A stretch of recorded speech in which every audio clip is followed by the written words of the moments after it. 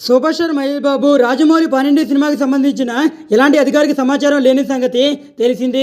ఇద్దరు కలిసి సినిమా చేస్తున్నారన్నది ఎంత నిజమో మీడియాకు అధికారికంగా ప్రకటించలేదు అన్నది కూడా అంతే నిజం. మరి ఇప్పుడు ఆ సినిమాని అధికారికం చేసే సమయం అయితే ఆసన్నమైందా, అందుకు మధ్య ముహూర్తం కూడా పెట్టేశారంటే అవునని అర్థమవుతుంది.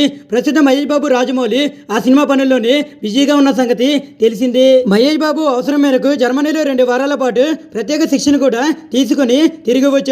గుంటూరు గారు రిలీజ్ కాగానే మహేష్ బాబు చేసిన మొట్టమొదటి పని అదే అని అంటున్నారు. ఇటు రాజమౌళి కూడా నటీనటుల ఎంపిక పనుల్లో బిజీగా ఉన్నాడు. కథ కూడా లాగైన నేపథ్యంలో ఏ పాత్రకి ఎవరెవరిని తీసుకోవాలనే అంశంపైన కొన్ని నెలలుగా అయితే పనిచేస్తున్నారు. అలాగే ఎంపిక చేసిన కీలక నటీనటులందరికీ ప్రత్యేకంగా వర్క్షాప్లు కూడా నిర్వహించాలని ప్లాన్ చేస్తున్నారు. మరోవైపు ఆర్ట్ వర్క్ కూడా వేగంగా జరుగుతుంది. అవసరం మేరకు ఒరిజినల్ లొకేషన్ కి వెళ్తున్న సెట్స్లు చేయాల్సిన షూట్ అయితే చాలానే ఉంది. అలాగే మహేష్ లుక్ డిజైన్ కూడా వేగంగా జరుగుతుంది.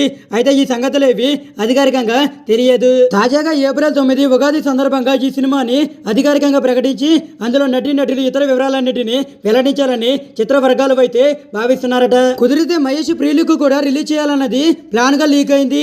అదే జరిగితే అభిమానులకు పెద్ద పండగ, అది ఊహించిన సర్ప్రైజ్ కూడా అవుతుంది.